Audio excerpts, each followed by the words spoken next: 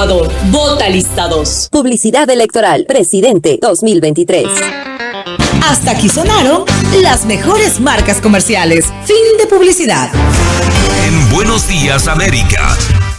Los protagonistas de la noticia. Los protagonistas de la noticia. Son las 8 de la mañana con 2 minutos en el Ecuador continental, 1 hora menos en la región insular. En esta jornada de día miércoles, mitad de semana, recibimos ya en este estudio a nuestro invitado. Se trata de el ministro de Inclusión Económica y Social, Esteban Bernal, a quien le agradecemos por atender esta invitación. Señor ministro, gracias por estar en este estudio. Buenos días, ¿cómo está? Buenos días, Jorge, Ramiro, buenos días. Gracias a ustedes, más bien por invitarme. Siempre le dije que cuando teníamos estas entrevistas vía Zoom, en algún momento tengo la oportunidad de visitarles en estudio y aquí estamos para responder al país. Señor ministro, le hemos invitado para hablar sobre temas obviamente relacionados a su cartera de Estado y que tienen que ver con atención a los grupos vulnerables, pero en este sentido mismo y por la coyuntura quiero empezar preguntándole qué va a hacer el Ministerio de Inclusión Económica y Social en la provincia de Esmeraldas, muy en particular, que prácticamente está tomada por la delincuencia, aunque el gobierno ya ha hecho su intervención. Por favor. Sí, bueno, efectivamente el gobierno ya ha realizado varias acciones con respecto a esto, que no es un tema coyuntural, Jorge, es un tema de carácter estructural y además deliberadamente muchas acciones. Ustedes pueden ver cómo se activa un tema delincuencial en todo el país en un momento de crisis, en un momento de elecciones, y bueno, yo no entraré en el detalle de la profundización, ya habrá la vocería oficial del gobierno para dar información al respecto. Pero es un problema muy grave. Pero es un problema muy grave, sin duda, pero sin duda alguna. Pero Jorge, usted es un periodista totalmente acucioso, reflexivo, estudioso de la historia del país. Este tema no es un asunto de 2 años de gobierno. O sea, mire, esto se viene arrastrando desde mucho tiempo atrás. Para los políticos que quieren generar politiquería a través de esto, del dolor ajeno, del dolor de la sociedad, y que ellos carguen con esa culpa emocional por el resto de su vida. Nosotros estamos trabajando con fuerza, estructurando la fuerza pública, la Policía Nacional, las Fuerzas Armadas, como nunca antes estaban. En este momento tenemos 13,000 nuevos efectivos en las fuerzas policiales. Hemos logrado cambiar varias de las estructuras de defensa de las Fuerzas Armadas del Ecuador. Se ha insertado 3,000 millones de dólares para seguridad, porque lo que encontramos era unas fuerzas públicas desarmadas, y eso es lo que el presidente de manera permanente informaba. Y con respecto a Esmeraldas, nosotros hemos activado todos los protocolos de protección social. A nosotros nos compete el ámbito eminentemente social como cartera de Estado. Y debo mencionarle que todos los trabajos en programa Vivo Joven, que es un programa que aborda en este momento a 7,300 jóvenes en todo el país, muchos de ellos que están en Esmeraldas, para efectivamente generarles alternativas frente a la acción diaria en la sociedad ecuatoriana para los jóvenes en el marco de la política social. 7,327 voluntarios a la fecha en el programa Vivo Joven, que les da un mecanismo de alternativo de ocuparse de la sociedad. Este programa Vivo Joven nos ha permitido además ampliar el rango de cobertura a través de la política social para adultos mayores, para personas con discapacidad, para niños, niñas, adolescentes. Y con respecto al momento crítico que vive Esmeraldas, debo mencionarle, Jorge, efectivamente nosotros hemos generado un abordaje en varios ámbitos. Erradicación del trabajo infantil. Tenemos 11,980 niños, niñas y adolescentes dentro de un programa de erradicación de trabajo infantil que tiene una temporalidad de 18 meses para recuperar sus derechos educativos, de salud y de bienestar social. Ese número que usted cita es muy alto en una provincia prácticamente pobre. Mire, Jorge, el problema de Esmeraldas y el problema es estructural. Yo me muero de pena en mencionar que a veces pasan estas circunstancias en una provincia que ha recibido todo el respaldo del gobierno, no siendo este suficiente. Porque cuando yo estuve en Esmeraldas pude ser receptivo de la indignación del esmeraldeño, de las personas que estaban en los albergues, y es comprensible porque cuando usted pierde una casa, y quiero referirme que no solo el tema delincuencial ha sido un tema crítico para la hermana provincia de Esmeraldas, también lo último sucedido, que ya nos estamos olvidando, el desbordamiento de 6 ríos en 4 ciudades, que dejó a más de 3,300 familias. Pero sus pobladores, con mucho respeto, ministro, dicen que el gobierno aparece solamente cuando hay problemas. Mire, es que nada es absoluto. Yo creo que los absolutismos en la vida pública le hacen mucho daño. Primero, es respetable el punto de vista de los esmeraldeños cuando tienen un tema crítico que lo están viviendo. Yo personalmente visité las parroquias de Tabiazo, de Carlos Concha, pude evidenciar efectivamente la realidad. A la fecha tenemos entregado 17.570 kits y mantenemos de manera recurrente la entrega, kits alimenticios, kits de vestimenta, kits de vivienda para generar un paliativo. Tenemos educadoras, educadores, técnicos en momentos de contención, en apoyo psicológico, psicosocial. Es decir, probablemente falte más, es indudable. Pero con este escenario de miedo que vive en Esmeraldas, ¿se continúa con este trabajo? ¿No ha parado? Sí, no hemos parado nosotros, porque hay un área que está claramente definida que fue la afectada duramente por la época invernal y que además debemos generar los paliativos. Ahora déjeme reflexionar de manera conjunta para que la ciudadanía también lo conozca.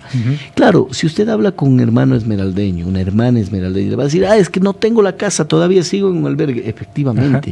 Efectivamente, porque son temas de carácter estructural.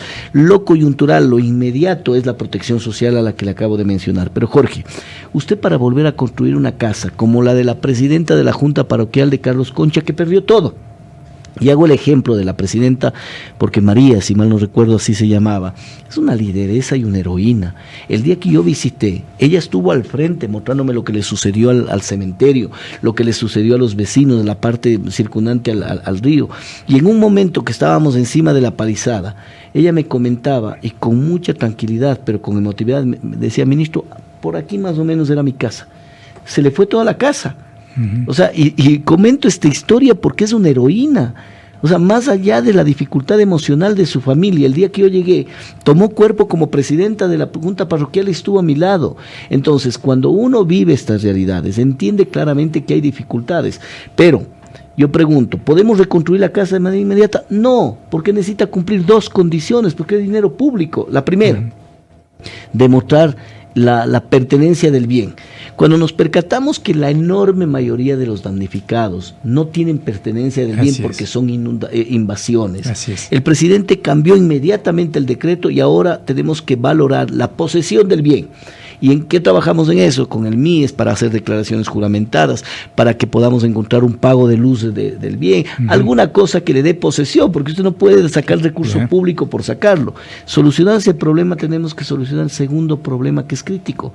No puede volver a construir en la misma zona inundable, pues, Jorge. Zona de alto riesgo. Zona de alto riesgo, eso es ilegal, observable, es pago indebido y además es irresponsable con la propia familia. Pero ya están identificados terrenos por supuesto, públicos. Eso tenemos que trabajar con los municipios, porque ¿quién tiene la potestad del uso de suelo para poder adjudicar terrenos para la reconstrucción de vivienda? Los municipios. Esos hermanos esmeraldeños los que nos generan retrasos en la parte estructural. Entonces, cuando usted encuentra a un damnificado que dice, no, es que no vienen, me entregan apenas un kit. Sí, tiene razón, pero hay un tema estructural que está detrás que tiene que ser evaluado como lo que de manera responsable hemos hecho con Ahora, usted. señor ministro, no solamente el problema es de inseguridad, sino que también se vendría un problema con la llegada del fenómeno del Niño y que para el efecto su cartera de Estado, entiendo, ya ha diseñado un plan.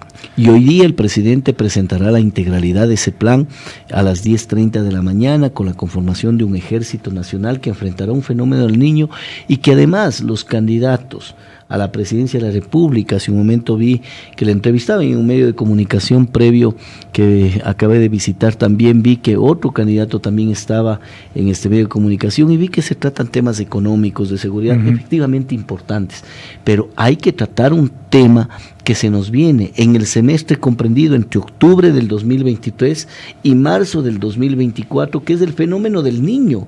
Es un tema que como presidencia hemos abordado de manera fuerte, el liderazgo del presidente incorporado a todo el COE nacional, a las 6 mesas, se ha incorporado el AME, se ha incorporado el CONGOPE, de tal manera que esto no sea un tema coyuntural ni de gobierno, sino de Estado, y de esta manera se ha estructurado un plan, en el caso nuestro, un plan que bordea aproximadamente 15 millones de dólares, en donde están los bonos de contingencia.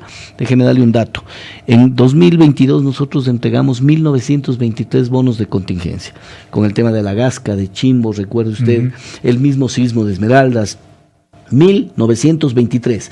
Todo el 2022 con toda la época invernal, ¿de acuerdo?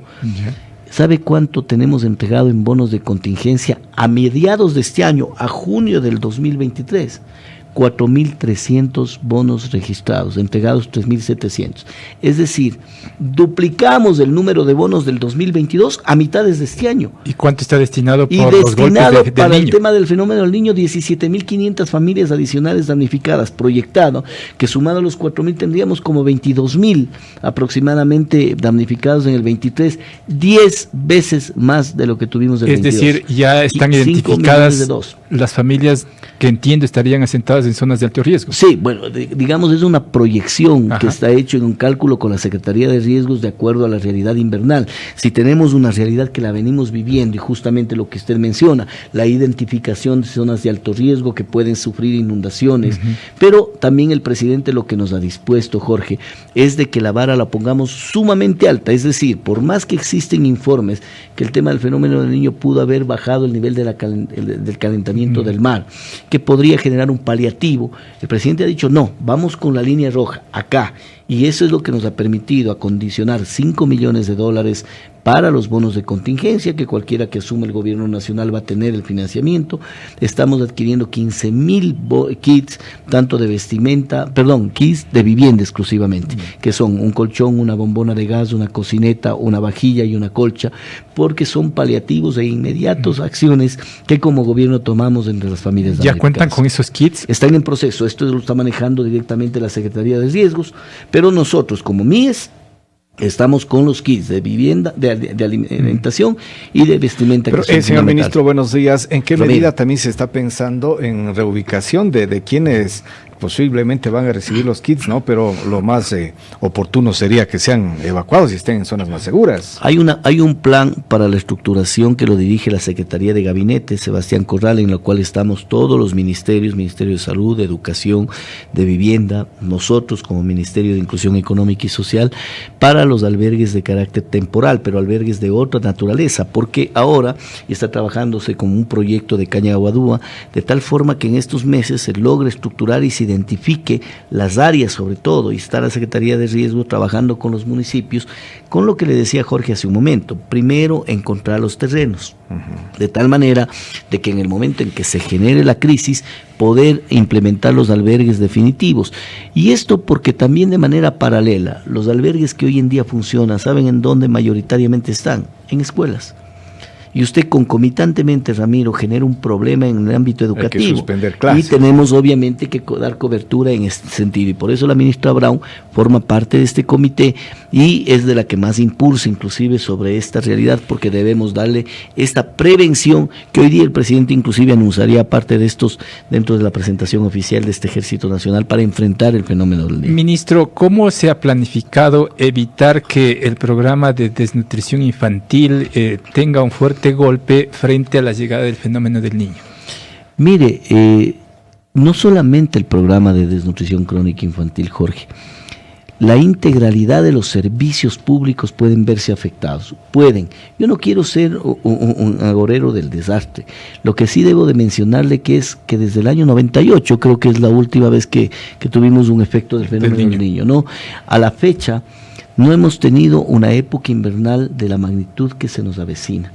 Y dicho sea de paso, lo sucedido en Esmeraldas, en donde el desbordamiento de 6 ríos en 4 cantones, Quinindé, Atacames, Esmeraldas y se me fue el otro cantón, le pido mil disculpas, pero los 4 cantones se vieron enormemente afectados, más de 13.000 personas afectadas, 3.370 familias damnificadas. Entre ellos niños. Claro, entre ellos niños, adultos mayores, personas con discapacidad.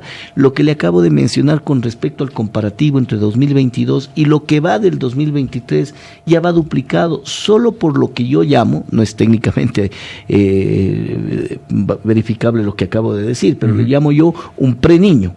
Solo con la época invernal del preniño estamos con estas dificultades. Entonces, los gobiernos autónomos descentralizados, el gobierno central indudablemente ha estructurado un plan que es integral y que ustedes deben a los candidatos a la presidencia llevarles a una discusión y un debate sobre este tema. Es correcto que debatamos de inseguridad, es indudable que vivimos un asunto crítico en el Ecuador. Tema económico, muy bien, que hablemos de economía, inclusive para que se lleven buenos información de lo que el gobierno ha hecho con la economía del Ecuador y hemos logrado estructurar la creación de fuentes de empleo, la disminución de la pobreza, etcétera. Pero también hay que hablar del fenómeno del niño, Jorge. Para enfrentar este fenómeno del niño se requiere de recursos económicos, algo decía usted en principio, pero todo este plan que va a presentar el presidente de la República deberá ejecutarlo en definitiva el próximo gobernante, pero que tiene que tener recursos económicos. ¿De dónde van a salir esos dineros? ¿Cómo van a financiar todo esto? El presidente estuvo en una gira que muchos de los actores criticaban y decían, no, el presidente vea usted, y si no hubiese ido habrían actores que le criticarían al revés, diría, vaya, pida recursos en el exterior. El presidente ha puesto de manifiesto a toda la comunidad internacional, porque además de la gira que realizó pidiendo justamente el apoyo para el país, se reunió con todos los embajadores que están en el Ecuador, pidiéndoles que efectivamente se activen, porque los tres países, particularmente en este caso Perú, Colombia y nuestro país Ecuador, se verán mayoritariamente afectados por este fenómeno natural, y la comunidad internacional tiene que activarse. Esa ha sido un poco la diplomacia que ha generado el presidente en estas últimas semanas, justamente pidiendo el apoyo, porque se va a requerir recursos. No me atrevo a decir el monto exacto, hay un dato oficial, pero no menos de 2.000 millones de dólares se requerirá para enfrentar públicamente en materia de política pública para lo que es protección social, protección de salud, protección educativa, todo lo que le hemos mencionado ahora, para el fenómeno del niño. Pero además de ello, no crea que es el nuevo gobierno el que lo tiene que aplicar nomás, nosotros también, porque les recuerdo que el fenómeno del niño se acentuará en el mes de octubre y concluirá en el mes de marzo aproximadamente, lo cual quiere decir que al menos 2 meses de aquellos estaría dentro de nuestra competencia. Pero recuerde algo, Jorge, y lo digo con mucha complacencia, el presidente de la República nunca ha hablado de nuestra competencia como gobierno, ha hablado de cómo enfrenta el fenómeno del niño, sin perjuicio que nosotros concluyamos el gobierno en octubre, en noviembre, en diciembre, dependiendo los tiempos electorales determinados por el CNE. Es una preocupación integral y estructural. Es decir, habrá apoyo internacional por un lado de cooperantes y por el otro, entiendo, también créditos de multilaterales. Bueno, en principio lo que menos se busca es generar crédito y más endeudamiento al país. Ha sido parte de la política financiera. Ya ven, me ha hecho conversarle a usted el tema de seguridad, la política social, y ahora le voy a hablar de economía. Parte del alineamiento de las finanzas públicas y del buen manejo de la economía del gobierno del presidente Lasso ha sido no incrementar la deuda pública y, por el contrario, generar recursos alternativos como recursos no reembolsables, poner en orden las finanzas públicas. Tenemos un déficit que redujo del 7% al 1.7%, tenemos una reserva monetaria que creció en 2.000 millones de dólares de nuestro país, en nuestro gobierno, tenemos la posibilidad de haber generado mayores ventas históricas del Ecuador con 225.000 millones de dólares, la creación de empleo en 600.000 fuentes de empleo adecuado, la reducción de la pobreza del 32 al 25%, la pobreza extrema del 14.7 al 9%. En cifras suena un país maravilloso, ministro, con porque mucho lo respeto. otro es perceptivo, mi querido Jorge, y las percepciones son como el sistema respiratorio, todas tenemos una. Todos, aquí hay 18 millones de percepciones, datos, y realidad es esta. Y déjeme darle un dato, para que usted vea que yo inclusive doy seguimiento a su medio de comunicación. En enero del 2022, ¿no? El INEC sacó un informe de la valoración del empleo adecuado, y dijo en aquel entonces, ha caído el empleo adecuado en 163.000 empleos adecuados. Recuerda la ola de Omicron en aquel entonces. Sí. Recuerda que también empezamos con el incremento salarial por primera vez de $25 a 425. Un tema de un ajuste, es un tema técnico, pero me comprendo yo a dónde voy. Y en aquel momento dijo 163.000. Toda la oposición e inclusive medios de comunicación dijeron, miren, el INEC acaba de reportar la caída de 163.000 nuevos empleos adecuados. Es preocupante para el país.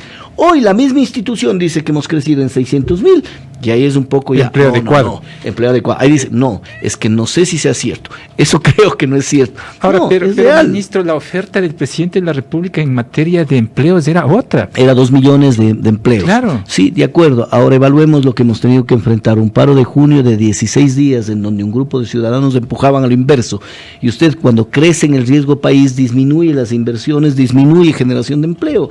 Cuando usted genera confianza, los recursos ingresan, y cuando ingresan, este país mejora. Vea cómo funciona la inversión en América Latina, y voy a hacer un ejemplo un poco doméstico para que comprendamos. Primero, Ecuador venía de ser un país satélite en América Latina, en donde tenía una inversión extranjera en Perú de 9.000 millones de dólares, una inversión extranjera en Colombia de 11.000 millones de dólares y en Ecuador de 500. Hoy tenemos un portafolio de 5.700 millones de dólares que lo lideró el presidente y el exministro Prado a través de toda esa invitación a todos los países. Cuando se da el paro, ese portafolio reduce, porque la gente dice, no, ahí no te invierto. ¿Y cómo funciona? Y ahora sí déjeme contarle, insisto en el término doméstico en el asunto. El inversionista sobrevuela América Latina y ve y dice, ¿en dónde pongo mi dólar? ¿En Chile? Ahí lo voy a poner, porque tengo un presidente que más allá de su ideología ha entendido el desarrollo económico desde otra perspectiva. Lo pongo acá, ¿en dónde lo pongo? Eso es el tema de la confianza en el Ecuador.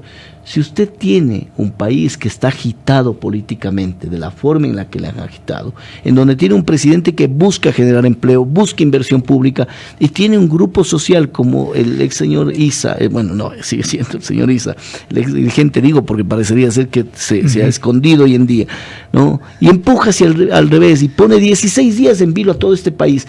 Eso ayuda para la generación de empleo. Pero en Perú tenemos algo similar, ministro, y Perú en tema de inversión está mejor que Ecuador.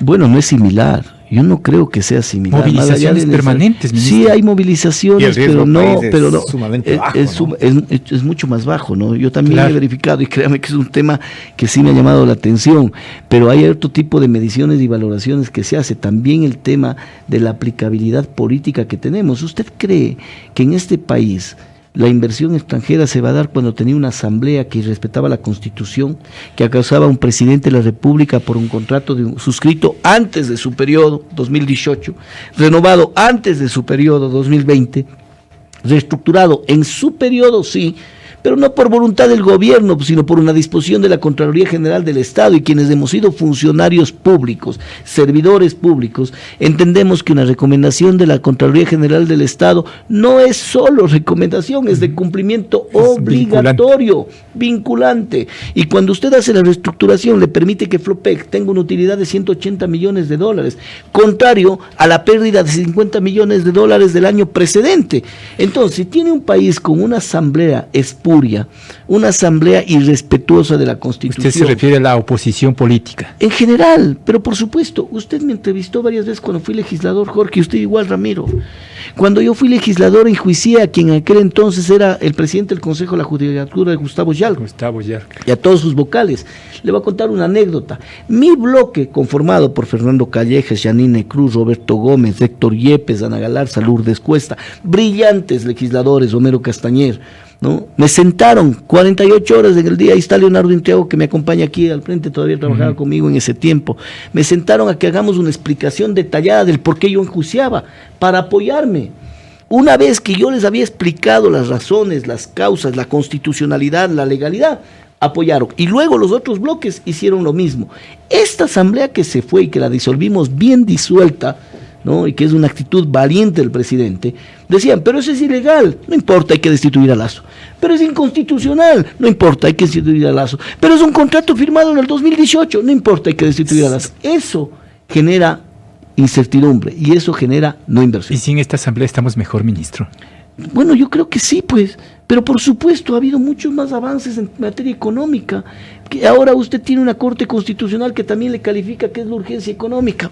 Vea usted, a ese galimatías institucional nos sometemos. ¿La Corte también actúa políticamente? Y para mí también, por supuesto, y lo digo con firmeza, y le voy a decir una razón, porque la obligación de la Corte Constitucional es verificar la constitucionalidad o no del proyecto de ley.